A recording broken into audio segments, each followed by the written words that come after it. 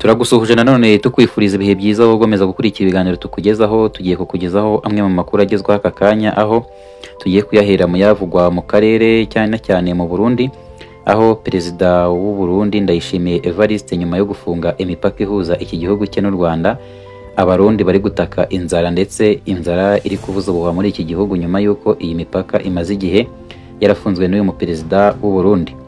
Abarundi by'umwihariko abatuye mu ntara y'amajyaruguru y'u Burundi baratakambira ubuyobozi bwabo kugira ngo bafungure imipaka yose ihuza igihugu cyabo n'u Rwanda kugira ngo babone uko bashaka imibereho n'amaramuko. Muri komine Nyamurenza mu yahoze ari intara ya Ngozi, Bugabira, Ntega na Busoni, uyu ni yahoze nanone ari intara ya Kirundo, bagaragaza ko ingendo bagiriraga mu Rwanda banyuze mu nzira z'ubutaka zari zibafitiye akamaro mu rwego rwo kugira ngo bashake imibereho ndetse banashabike, kuko bacuruzanyaga n'Abanyarwanda cyangwa se bakabaha imirimo bakora kugira ngo babashe gucuma iminsi.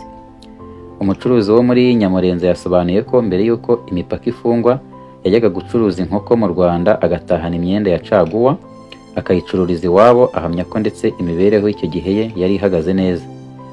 Mu kiganiro yahaye itangazamakuru yagize ati, twajyaga kugurisha inkoko mu Rwanda tugatahana imyenda ya caguwa yo kugurisha ku masoko y'iwacu, ariko ubu ngubu siko bimeze kuko imibereho yacu yarahagaze ndetse iri habi. Mu mirimo abarundi begereye imipaka bajyaga gukorera mu Rwanda harimo iy'ubuhinzi ihembwa ku munsi cyangwa se abo bita abanyakabyizi, ndetse basobanura ko amafaranga bishyurwaga n'Abanyarwanda yari abatunze cyane ko yari menshi kuruta ayo bahembwa iwabo, kuko ayo bahembwa iwabo ntabwo abasha kuvamo ibyo bakeneye byose ndetse ngo babone n'uko batunga imiryango yabo, kuko ni intica n'ikizi. Umubyeyi ufite abana 6 bo muri Busoni yatangaje ko ubuzima abaturiye imipaka babayemo bugoye kubera icyemezo cyafashwe n'ubutegetsi bwabo, ndetse bahamya ko babaye inzirakarengane z'ibyemezo bya politike kandi nta ruhare baba babigezemo, kuko no kubaho ubu ngubu biri gusaba kwizirika umukanda. Yagize ati, ntacyo dufite, hari ubwo abana bacu barya rimwe ku munsi cyangwa ntibarye, ubu ntabwo tuzi uko tuzabaho kuko ibintu birakomeye. Abarundi baturiye imipaka ntabwo bumva ukuntu bazira ibyemezo bifatwa n'abanyapolitike kandi nta ruhare babifite mu mwuka mubi uri hagati y'ibihugu byombi, haba u Rwanda ndetse n'u Burundi.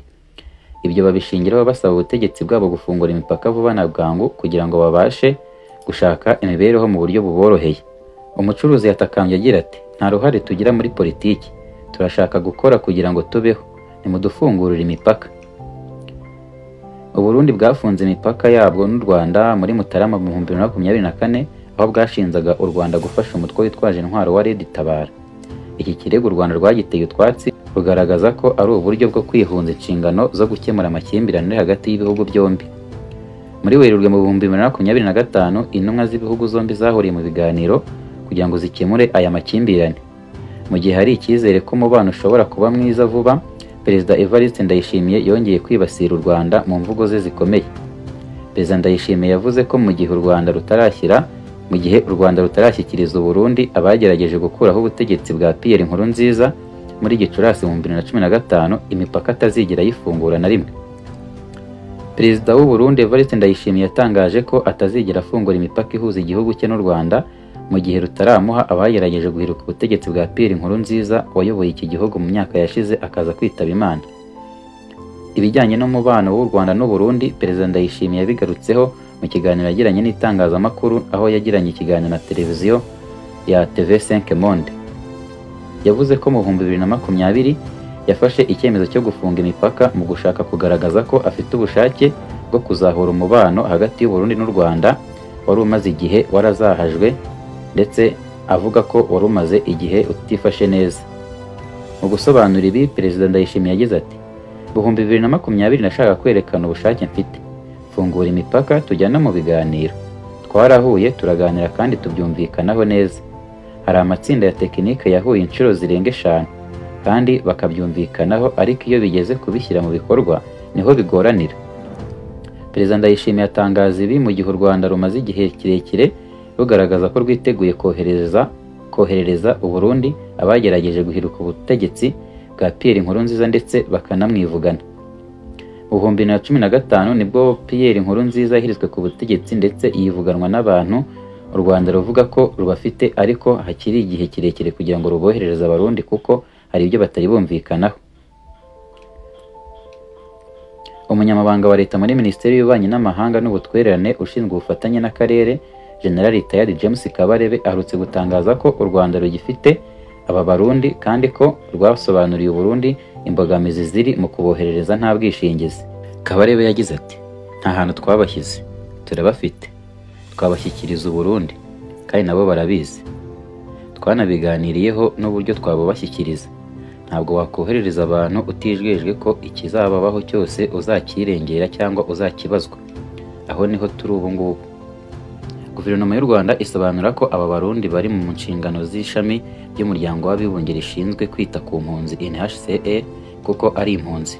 Ikigaragara cyo ibaye iboherereje u Burundi akagira ikibabaho iyo yaba ari ubwo niyo yabibazwa. Kabarebe yagaragaje ko guverinoma y'u Rwanda ikeneye uruhare rwa gatatu rwemera kubishingira bakohererezwa mu izina ryarwo ku buryo baramutse bagiriye ikibazo i Bujumbura u Rwanda rutabibazwa. Mu kubisobanura yagize ati James Kabarebe yavuze ko umutekano muke ugaragara mu Burundi Evariste Ndayishimiye wigeretse ku Rwanda. Muri iki kiganiro Perezida Ndayishimiye yumvikanye avuga ko abantu bava mu Rwanda bagiye bagerageza guhungabanya umutekano w'iki gihugu cye. Mu mvugo ze yagize ati ubwo bangaga kuduhereza abo bagerageje guhiruka ubutegetsi bwa Pierre Nkurunziza bagize uruhare mu iterabwoba mu Burundi, bagiye batera baturutse mu Rwanda bica abantu n'ibindi byaha by'iterabwoba. Abo bose baturukaga mu Rwanda babiteguriragayo ndetse u Rwanda rukabatoza. Kugira ngo rero dutange umutekano ku baturage b'u Burundi byabaye ngombwa ko dufunga imipaka kugeza ubwo u Rwanda rugaragaza ubushake ku masezerano twemeranyije. Umunsi bazaduhereza abagerageje guhiruka ubutegetsi bwa Pierre tuzafungura imipaka kandi izakomeza gufungura. Aya magambo ya Perezida Ndayishimiye ajya gusa neza nayo yatangaje ubwo umutwe wa Red Tabara wagabaga ibitero mu Burundi mu ntangiriro za 2024. Ni ibirego byamaganiwe kure n'u Rwanda ruvuga ko nta nyungu rufite uguhungabanya umutekano w'u Burundi na gato. Muri Gashyantare mu 2024 umuvugizi wa guverinoma y'u Rwanda Yolanda Makoro yagaragaje ko kuba u Burundi bwarafashe icyemezo cyo gufunga imipaka yabwo n'u Rwanda bifitanye isano n'igisebo cy'iki gihugu cyagize nyuma yo gupfusha abasirikare benshi muri Repubulika Iharanira Demokarasi ya Kongo mu burasirazuba bwayo mu ntambara bari barwanyemo n'umutwe wa M23. Yolanda Makoro yagize ati iki ni ikintu cyabyawe n'ibiri kubera mu burasirazuba bwa Repubulika Iharanira Demokarasi ya Kongo. Urabizi ko hari ingabo z'umuryango wa Afurika y'Iburasirazuba zari zaroherejwe mu burasirazuba bwa Kongo gufasha kugarura amahoro hagendewe ku biganiro by'i Rwanda. Yolanda Makoro yakomeje agira ati ingabo z'u Burundi nazo zari zoherejwe mu burasirazuba bwa Kongo. Turabizi ko abasirikare b'u Burundi bafatanyaga n'ingabo za Kongo mu kurwanya imitwe yitwaje intwaro irimo na M23. Ibi ntabwo byari biri muri manda z'ingabo za EAC. Yolanda Makoro yakomeje avuga ko abasirikare b'u Burundi bapfiriye mu burasirazuba bwa Kongo ndetse ikaba ariyo yabaye inkomoko y'ikimwaro cy'u Burundi. Yagize ati kubera ko barenze kuri manda zabo byabagizeho ingaruka. Imwe mu mpamvu yo gufunga imipaka ni ugutwikira ibikorwa by'ingabo z'u Burundi mu burasirazuba bwa Kongo. Yolanda Makoro yavuze ko ntacyo rupfana n'ibikorwa bya Red Tabara ndetse nta n'ibyo bazigira bagirana.